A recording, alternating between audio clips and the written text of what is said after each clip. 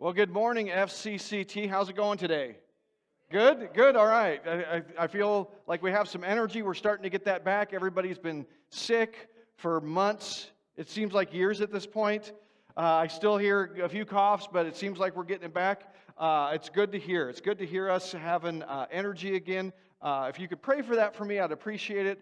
A little tired today. My insomnia did a number on me last night. So if you guys would pray for me, I'd appreciate that. We're going to be in Colossians chapter 1 today as we started a new sermon series called Like No Other. And really what we're looking at through this sermon series is we're looking at salvation, but we're looking at it from a little bit different direction than we usually do. There's a little bit of a different emphasis here, and there's a little bit different facet of salvation that we want to look deeply at. And the reason for that is because, salvation is a big thing, and there's a lot of different ways to describe it. There's a lot of different angles to take as you approach it. You can look at it from a doctrinal perspective. You can look at it from an eschatological perspective. You can look at it from a cultural perspective. There's all kinds of ways you can look at salvation. But what we want to look at in this sermon series is we want to look at salvation from a relational standpoint. And so we're going to be talking about our relationship with Jesus, and we're going to be looking at it from a little bit different point of view than maybe we have at times in the past, because what we're going to be looking at is not so much a relationship with Jesus as something that is kind of a nice thing to have, but we're looking at our relationship with Jesus as salvation. That salvation is something more than adhering to doctrinal statements. Salvation is a relationship with Jesus. And so please join me in Colossians chapter 1, and we're going to be looking at today, Jesus is like no other because He's Creator. And that is a really important thing for us as we look at how He saves us in a relationship. Colossians chapter 1, verse 15, it says, He is the image of the invisible God, the firstborn of all creation. For by Him all things were created, in heaven and on earth, visible and invisible, whether thrones or dominions or rulers or authorities, all things were created through Him and for Him.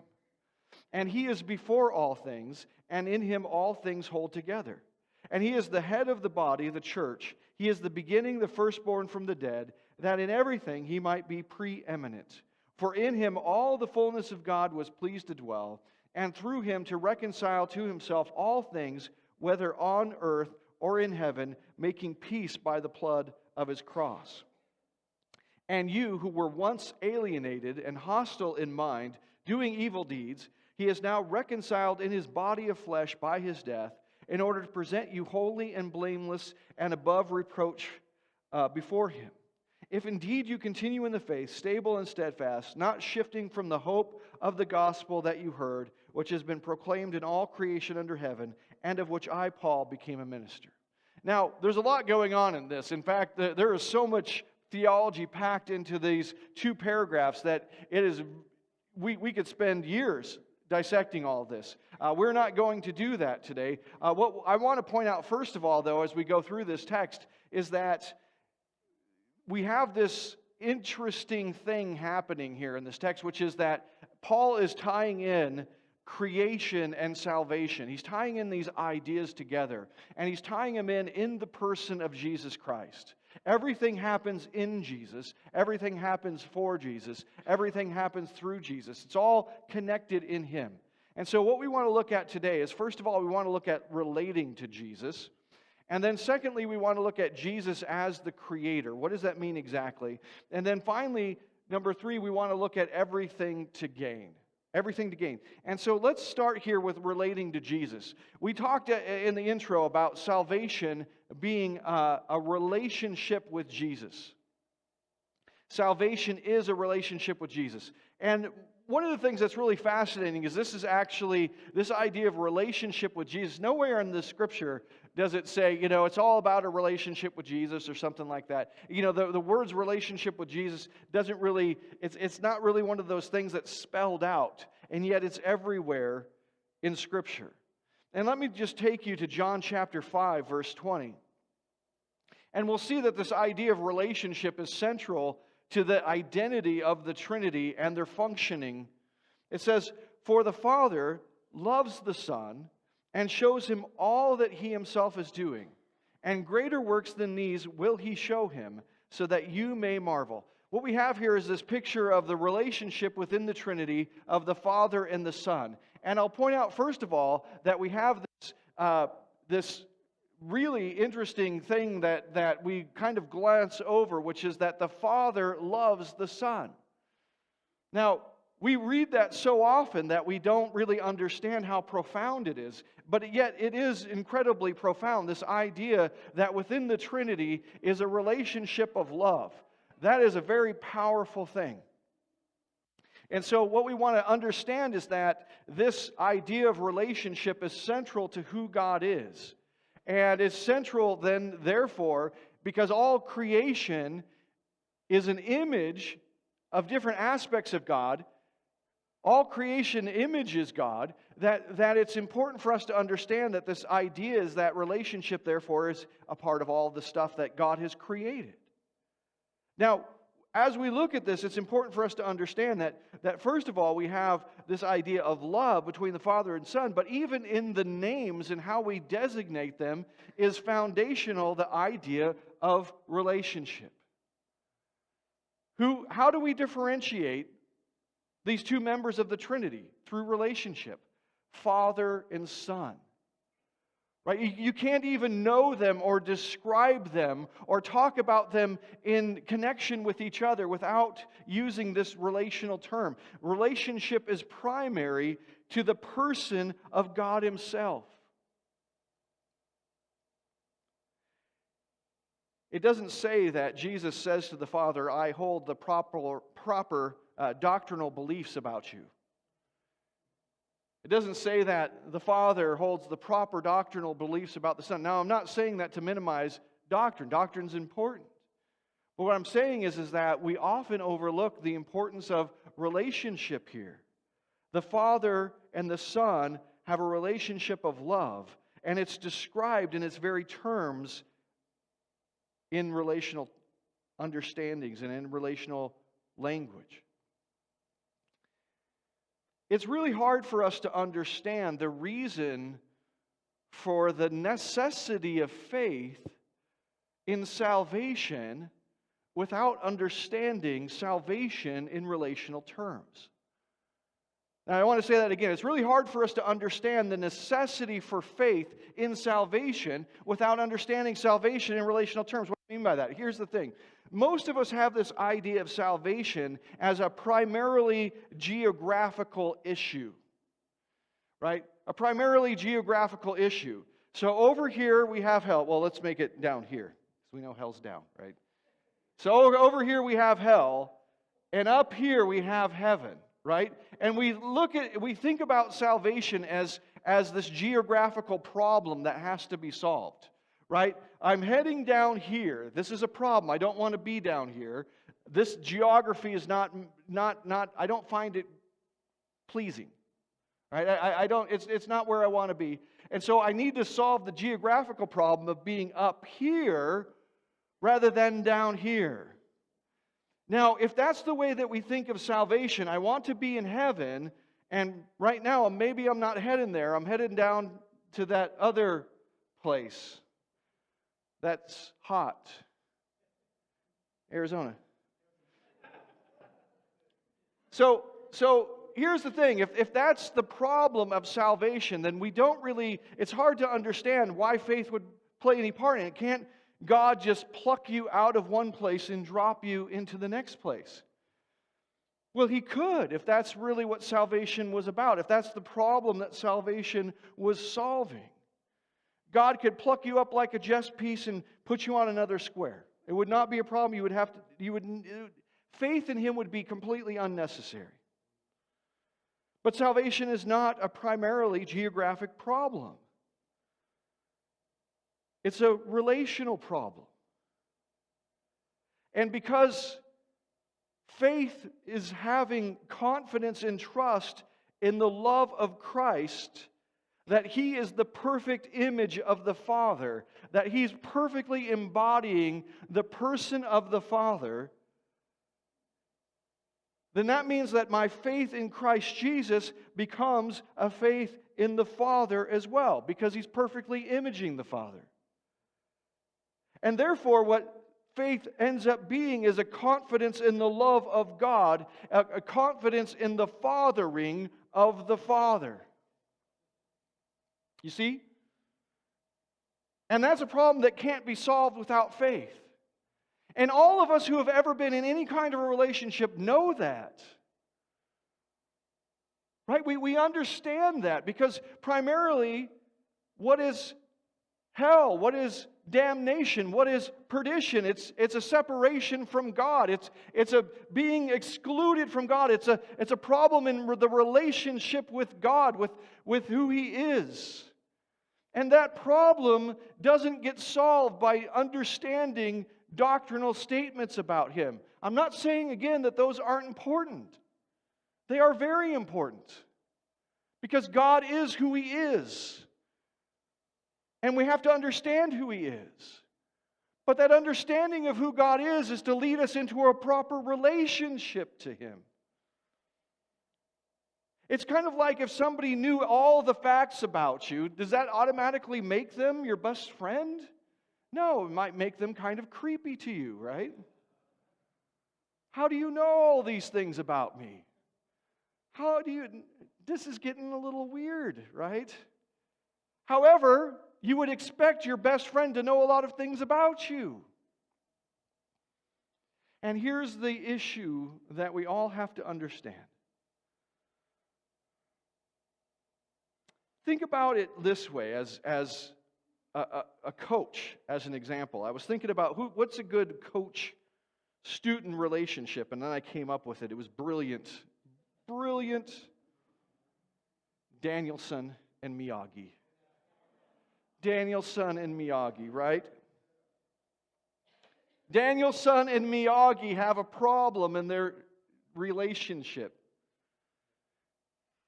And what's the problem in their relationship? You remember that Daniel-san wants to be taught how to fight, how he wants to know the ways of karate. And so he needs this because he's currently, let's say, not the most popular guy in the world. And so he needs this knowledge. He needs to know this. And so he goes and he's told that he will learn the ways of karate. And if you remember, what happens is that immediately he gets set to some tasks. He has to wax on, wax off. Right? He has to wax on and wax off. He has to paint the fence. He has to sand the floor. And he does this for a while until it gets to the point where he can't take it anymore. And he says, I'm done with you. And now there's a rift in the relationship. And this rift can only be healed by what? It can only be healed by faith.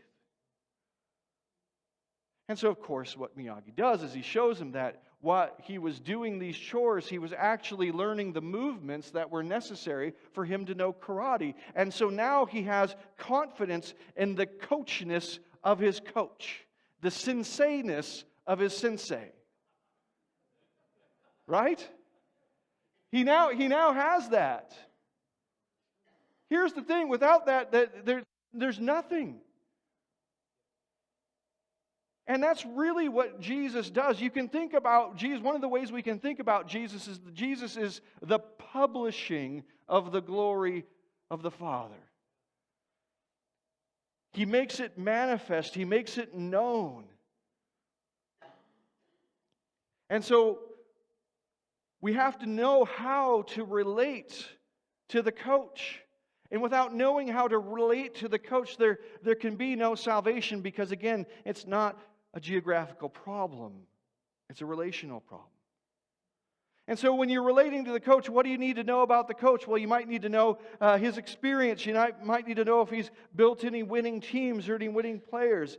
And what do you need to do? You need to follow his instructions, to be obedient. You don't necessarily need to know his life story.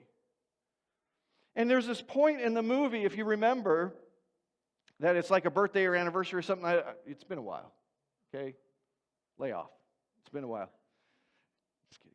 So the point here is that there's something going on, and Miyagi has a little too much to drink, right? A little too much sake, and he's not doing so well. And Daniel finds these mementos. Do you remember that? These mementos of a life before Danielson. And it's weird because all of a sudden, have you guys ever experienced that? Have you ever experienced knowing somebody in a realm and then you find out like that they're an actual person? You know what I'm saying? Like I remember the first time I saw one of my teachers outside of school. And I was like, wait a second, you exist outside of that place? I guess I thought of them like almost like a computer game or something where they only existed in that place. Like they blinked out of existence when they left there. But the thing is that in reality, right, that's not how it works. Those people are, but when you relate to the coach, you relate to them as coach. You see what I'm saying? Do you need to be best friends with your coach? No. You need to relate to them as coach. Here's what I'm getting at in all this, and I think it's important for us to see this. Jesus occupies a whole bunch of positions. And you can think of position as like coach. Or in this case, Jesus' position, we're looking at specifically today, Jesus' position as creator. And one of the things that I see happen, and I've seen it in my own life, but I see it in a lot of other people's lives too, is when people start talking about a relationship with God, a lot of times, or a relationship with Jesus, a lot of times people go, I don't really know what that means. I don't understand that. I don't understand how to have a relationship with somebody that died 2,000 years ago, and even if he rose from the dead, he ascended to heaven, and so I can't really hang out with him. Like, I don't really know, how is this relationship supposed to work? And what happens is a lot of people then give up on having a relationship with Jesus. And what happens is their faith becomes all about doctrinal statements or other things. Or other times what happens is we tend to over-emotionalize that. And I'm not saying there aren't emotions involved. There are emotions involved in any relationship, but emotions cannot be the reason for being of a relationship. They cannot be the foundation of a relationship. And so what happens is because we don't understand how to have a relationship with Jesus, we end up muddying the waters in a couple different directions. And what I'm here to help, hopefully, for you to see is that you've already figured out this problem in all different parts of your life, and that is that you relate to people as the place that they occupy, as the post that they fill, or the office that they hold, or any number of things. You relate to your coach as a coach. Jesus, what we're going to be looking at in this sermon series is Jesus has a whole bunch of those places that he holds, a whole bunch of offices that he occupies, if you will. And so the way that we relate to Jesus is we relate to him through these things. And you already know this because you've had situations where you relate to people on a number of different levels, right? How many of you ever had a roommate? Anybody here ever have a roommate? I bet it went well. How many of you had a good friend that you turned into a roommate? Yeah, how'd that go? So the thing is that we can relate to people on more than one level at once. And what we're going to see is that we're having a relationship with Jesus is relating to him on multiple levels at the same time. But the way that you do that is you respond appropriately to each level, right? So let's talk about Jesus the Creator. Now, one of the things that's fascinating about Jesus is that when we encounter Jesus, we encounter a guy, if we're being honest, if we're looking at this from the standpoint, if you grew up in the church like I did, you've always seen Jesus as Jesus. But let's think about what it's like for somebody who doesn't know anything about Jesus, or maybe has heard of him but doesn't really understand what the whole thing's about, how they relate to Jesus. They look at Jesus and they say, here's a guy, if I believe that he existed, he lived a couple thousand years ago, and he was an itinerant teacher, and he went around and he said some things that seemed wise, and then he got crucified, and somehow that saves the world from their sins. They don't really, a lot of times people don't really, they're not clear on that last part. And so what people don't understand is how is it that we can worship a Jewish carpenter that lived 2,000 years ago and said some things. And what they don't understand is that when you see Jesus, you're only seeing the veil. Let me explain that. In Hebrews chapter 10, verse 20, it says, by the new and living way that He opened for us through the curtain that is through His flesh. Now, I know that's just kind of in the middle of a thought, and I understand that. Let me help you fill that in. So it's talking about entering into the temple or the tabernacle.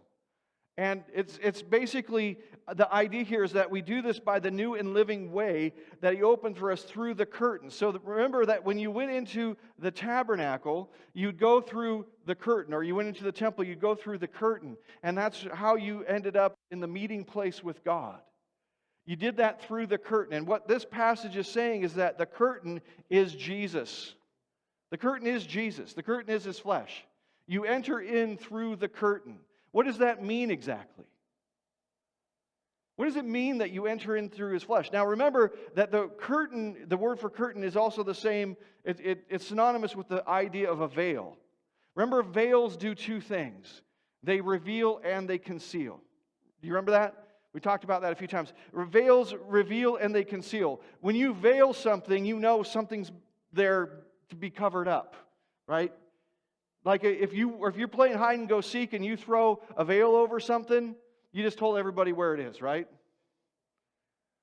But yet you don't know exactly what's under there. And that's the idea of a veil. Now here's the thing. Jesus' flesh was a veil. It was veiling the glory of God so that when people went out and they saw Jesus, they didn't see the overpowering glory of God. Remember what happened when Moses did that? It was too much. Jesus can't walk around like that. And so He's veiling the glory of God. And so now what happens 2,000 years later is people go, well, that guy was a Jewish carpenter who was also an itinerant preacher, and he said some things and then he got killed. And I don't understand how you relate to Him as Savior. I don't understand how you relate to Him as Creator. And the reason that they don't, and maybe sometimes the reason that we struggle with it, is because we're not going through the veil. What does it mean to go through the veil? It means that Jesus is who He says He is, and it's veiled in His flesh. And in order to relate properly to Jesus, in order to relate properly to God, you have to go through the veil. You have to go through the flesh. You have to look past the carpenter. You have to look past, and I don't know what He looked like. Well, I do, because I've seen all the pictures. He was pasty, we know this. He had long hair, looked kind of like a hippie, right? He had the beard, the sandals, the robe. Well, we don't really know what he looked like. But my point is this, is that you have to go through His identity as a person. You have to go through His identity as what He appeared to be. And if you go through that and you see who He really was, well, that's how you get in touch with God. Because if you look through that, if you look through what appeared to be a carpenter, then what you see is you see the full image of the glory of God. Do you see what I'm getting at here? And one of the things that Jesus conceals is the power and the glory to create everything that exists. Everything that exists. And you might say, well, that's crazy. It's crazy to believe that a Jewish carpenter created. How is that even possible? Carpenters create things. We'll hand you that. But everything that exists, yes. And not just physical things, because look at what Colossians 1:15 says. For by Him all things were created in heaven and on earth, visible and invisible, whether thrones or dominions or rulers or authorities, all things were created through Him. You see, here's the thing. The idea of thrones and rulers and authorities was created by God. It was created by Jesus. The idea of those things. Not just Jesus built a throne one day. Jesus created the idea of thrones. Jesus created the idea of authority. Jesus created the idea of majesty. Jesus created the idea of love. Jesus created the idea of everything that you can see or taste or touch, and everything that is a thing that you could actually think about. Every spiritual thing, Jesus created it. Friendship, Jesus created it. Right? Love, compassion, mercy, justice, all those things Jesus created. They were created by Him, and they were created for Him, and they were created through Him. Why? Because verse 19 tells us, for in Him all the fullness of God was pleased to dwell. Jesus was veiling all the fullness of God. You push through that Jewish carpenter, you squish into the middle of him, and you see all the fullness of the glory of God. And not only that, but you who were once alienated, hostile in mind, doing evil deeds, you've been reconciled in His body of flesh by His death. You've been brought near. Why? Because He died for us, because of His love. All of these things are created and revealed. All these things are seen when you push through. What you see is not only all the things that were created, but you see then the heart and the mind of a creator. See, because what happens is once you push through those things and you start to see all the things that Jesus created, you start seeing the heart and the mind of the person who created it. That's how all creation works, right? You know, if you go to, let's say you go to a medieval castle and you're walking through the dungeon. I don't know why I just thought of that, but here it is. The dark thought for Sunday morning. You're in the dungeon and you see all these torture devices. Have you ever looked at some of those things and thought, who thinks of these things? Well, somebody did. And you don't want to meet them probably. Right? Because the thing is, the creation reveals the heart and mind of the person who created it. You don't want that person as your neighbor. You don't want to be, hanging out. You don't want that. In the same way, when you see everything that Jesus created, you're seeing more than what He created.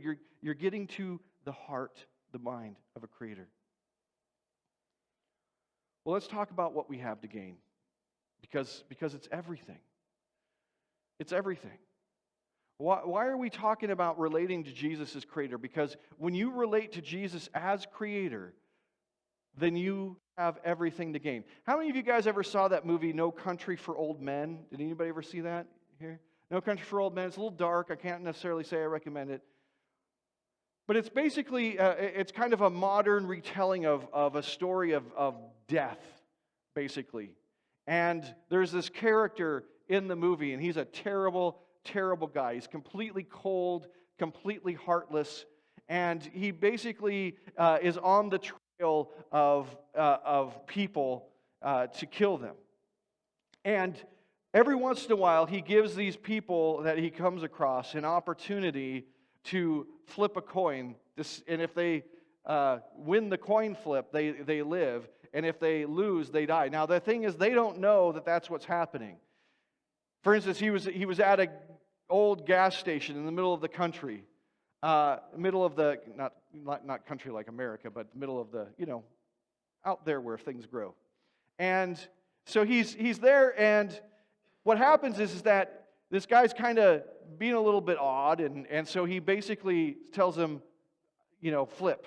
We're going to flip the coin. So you need to call it. And the guy's like, oh, I'm not going to call it. No, you have to call it. You have to call it. Well, I don't know what's on the line. He says, everything's on the line. You have everything to gain if you win this flip. And he says, you've been putting it up your whole life. You've been putting this everything on the line your whole life. Now, here's the thing, you got to call it. And so he flips the coin. The guy calls heads. It's heads. And he walks away, never knowing that if he had gotten it wrong, the guy would have killed him. Now, here's the thing. In the same way, you have everything to gain by relating to Jesus as Creator. Everything. Who are you? Literally everything to gain. It's not just the possessions, it's your very identity. Your very soul, the very heart of who you are. That's what you have to gain. Are you just a clump of biological tissue that through a bunch of random stuff kind of came to be here and there was no intent and no purpose behind that at all? Is that who you are? You see, that you have everything to gain. Because if that's who you truly believe that you are, everything will be different in your life. Everything. Are you merely an economic unit? You're here to produce. You're here to produce for the nation. You're here to produce for the company. You're just an economic unit. You sit in a cubicle and it's numbered and you're just one of like the other office drones and that's who you are. If that's what you believe, then your life will have an outcome. Everything in your life will be changed. Are you just merely a subject for a ruler's whims? You exist at their pleasure, and whatever they decide to do about you and to you and for you, and that's okay? Is that what you believe? Everything changes based on who you were created to be, what you were created for, and who you were created for. Are you just an obstacle or a tool for another person's desires? Man, that's something that's pretty common. You see, what the Bible contends is that Jesus created everything and He created you. And the fact that He created everything and He created you means that you fit into creation. You fit into creation. You see, if you have different people creating different things, you might not fit in, but you fit into creation. There is a purpose, there is a plan, there is a goal, there is a reason. You reflect the glory of God. That's what you were made to do. You were made in the image of God. And what that means is not so much about, having opposable thumbs. God, I don't think has thumbs. He's spirit. Maybe spirit thumbs? I don't know if that's like jazz hands, but I have to assume. So, what does it mean to image God? It means that you reflect who He is. It means that you're a mirror.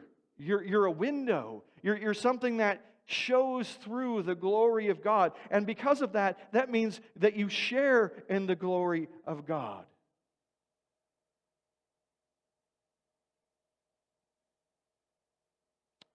You rule over creation as He would.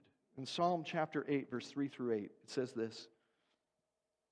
It says, "When I look at your heavens, the work of your fingers, the moon and the stars which you have set in place, what is man that you are mindful of him, and the son of man that you care for him?" The psalmist is here saying something that we know and we see all the time. It's like, you look at creation, maybe you're up north and you hear the wind and the pine trees and you look up and you see the vast stars and you think, who am I? Am I just this speck again? Everything changes. And the psalmist answers, "You have made him a little lower than the heavenly beings and crowned him with glory and honor. You have given him dominion over the works of your hands. You have put all things under his feet, all sheep and oxen and the beasts of the fields, the birds of the heavens and the fish of the sea, whatever passes along the paths of the seas." Here's the point. The point is that you were made not only in the image of God, but you were made to rule over creation as He would, in the same spirit of love that He would. Not only that, not only were you made to reflect the glory of God, you were made to rule over creation as He would in the same spirit of love, but you were made to celebrate God, to worship Him, and to enjoy Him forever.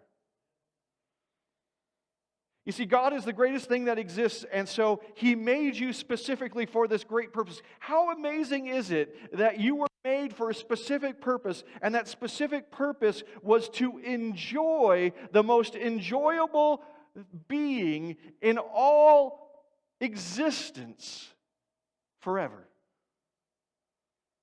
Is there anything better than that? You're specifically made to enjoy the most enjoyable thing in all of existence forever. You see, you have everything on the line.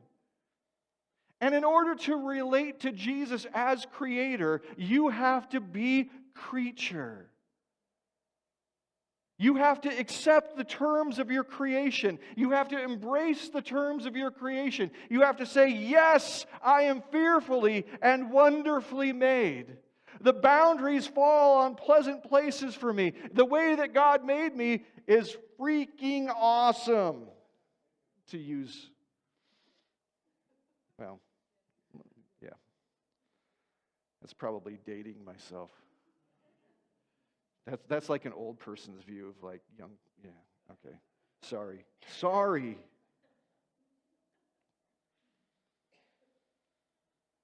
You were made for all of these things. You were made for immeasurable significance and worth. But we have to understand that we gave it up through sin. But we can have it back again through Jesus. And that's why this text connects creation and salvation in the person of Jesus Christ. Everything that you were made for, you have lost through sin. And everything can be gotten back through Jesus when you learn to relate to Him in the right way. Well, we talk a lot about believing, belonging, and becoming. And I was watching or listening to a story about William Burgess Powell. And you might not have ever heard his name. William Burgess Powell has a very strange story and a strange distinction. He was unknown for 11 years. He was found outside of a fast food restaurant by an employee, naked and beaten, and he had no idea who he was. No idea. And so they did the normal thing. They took him to the hospital. They, took him to the police station, and they fingerprinted him, and they had the FBI. They had all this stuff, and they could not figure out who this guy was. For 11 years. For 11 years, they could not figure out who he was. And it caused some problems in his life because, there's a lot of things you can't do when you don't know who you are. And so, he exhibited some strange kind of behaviors, and for 11 years they couldn't figure out, but finally some people really were on the case, and through DNA they figured out who he was. And this is what they figured out. They figured out that even though he was found in 2004, the reason that nobody knew who he was, he went on Dr. Phil, he went on all these shows, they tried everything to figure out, nobody could figure out who he was. And the reason for it is because in 1976 he cut ties to his family, and they filed a missing persons report back in 1976, but by then so much time had passed that they didn't know who he was. He had no job after 1983. There was no record of him. He seemed to be kind of a guy who wandered around the country, and nobody knew him, and he was not connected to anything, and he had no relationship to anybody. And that's why they couldn't figure out who he was. The thing that's really incredible is that William Burgess Powell gave up his identity before he lost his identity. And that's the thing that most of us do. That's the thing that most of us do. We give up our identity because we give up our relationship to the Creator. You have to believe in your identity. You have to belong to Jesus Christ, and you have to become a child of God. In our culture right now, there's people identifying as tall buildings and dragons. Why? Because they don't have a satisfying identity. They want something unique. They want something that is important. They want something that has meaning and value and purpose. And they think that identifying as something like a building or a dragon or something else like that is going to give it to them. And they are lost. Even in the language that they use, I identify as is not the same thing as I am. It lacks the confidence, the certainty that comes from the fact that you have been given an identity, not through something that you've earned, but something that's been a gift to you. You see, when you earn an identity, you can also lose that identity. But when that identity is given to you, it's held in a place that's far beyond you. We have a drug epidemic. We have steroid deaths that are through the roof. We have sex worker suicides. We have quiet quitters all around. Everything that you see going on in our culture right now is part of this problem of losing our identity by losing our relationship with our Creator.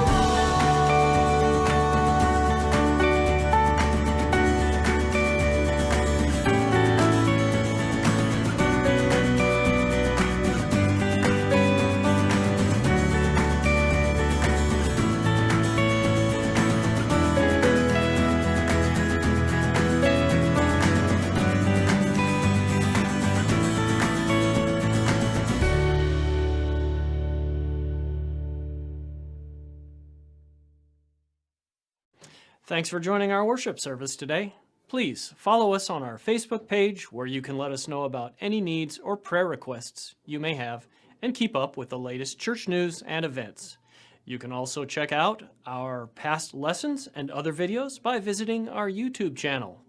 At First Christian, we strive to be the presence of Christ in the world by helping others to believe in God's love for them, to belong to His church, and to become like Christ in their lives.